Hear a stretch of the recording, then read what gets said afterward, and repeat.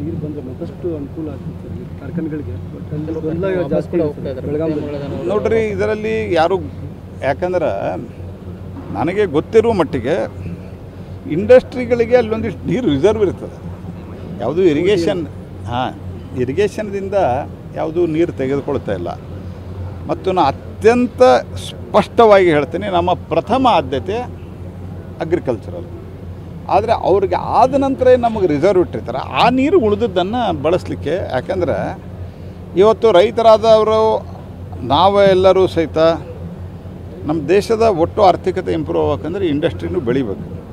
ಅವರಿಗೆ ನೀರು ಕೊಟ್ಟಾದಮೇಲೆ ಇಂಡಸ್ಟ್ರಿಗೂ ಬಳಸಲಿಕ್ಕೆ ಕೊಡಬೇಕು ಅಂತ ನಾನು ಎಲ್ಲರಲ್ಲೂ ಮನವಿ ಮಾಡ್ತೇನೆ. ಇಲ್ಲಾಂದರೆ ಇಂಡಸ್ಟ್ರಿಗಳು ಬೆಳೆಯೋದಿಲ್ಲ. ಇಂಡಸ್ಟ್ರಿ ಬೆಳೀಲಿಲ್ಲ ಅಂತ ಈಗ ಸೆಮಿಕಂಡಕ್ಟರ್ ಇಲ್ಲದೆ ಅನೇಕ ಇವತ್ತು ಇಂಡಸ್ಟ್ರಿ ನಡೆಯೋದಿಲ್ಲ. ಸೆಮಿಕಂಡಕ್ಟ್ರಿಗೆ ಭಾಳ ದೊಡ್ಡ ಪ್ರಮಾಣದಲ್ಲಿ ನೀರು ಬೇಕು.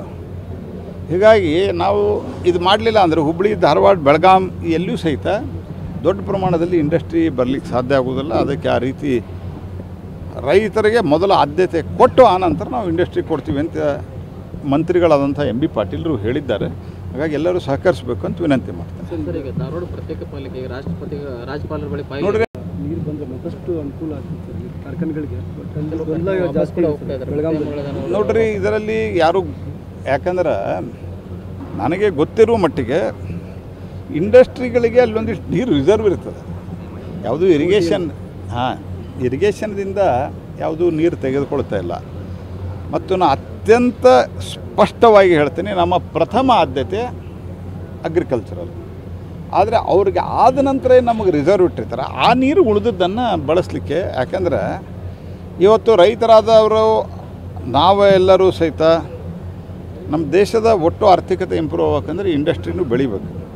ಅವರಿಗೆ ನೀರು ಕೊಟ್ಟಾದಮೇಲೆ ಇಂಡಸ್ಟ್ರಿಗೂ ಬಳಸಲಿಕ್ಕೆ ಕೊಡಬೇಕು ಅಂತ ನಾನು ಎಲ್ಲರಲ್ಲೂ ಮನವಿ ಮಾಡ್ತೇನೆ. ಇಲ್ಲಾಂದರೆ ಇಂಡಸ್ಟ್ರಿಗಳು ಬೆಳೆಯೋದಿಲ್ಲ. ಇಂಡಸ್ಟ್ರಿ ಬೆಳೀಲಿಲ್ಲ ಅಂತ ಈಗ ಸೆಮಿಕಂಡಕ್ಟರ್ ಇಲ್ಲದೆ ಅನೇಕ ಇವತ್ತು ಇಂಡಸ್ಟ್ರಿ ನಡೆಯೋದಿಲ್ಲ. ಸೆಮಿಕಂಡಕ್ಟ್ರಿಗೆ ಭಾಳ ದೊಡ್ಡ ಪ್ರಮಾಣದಲ್ಲಿ ನೀರು ಬೇಕು.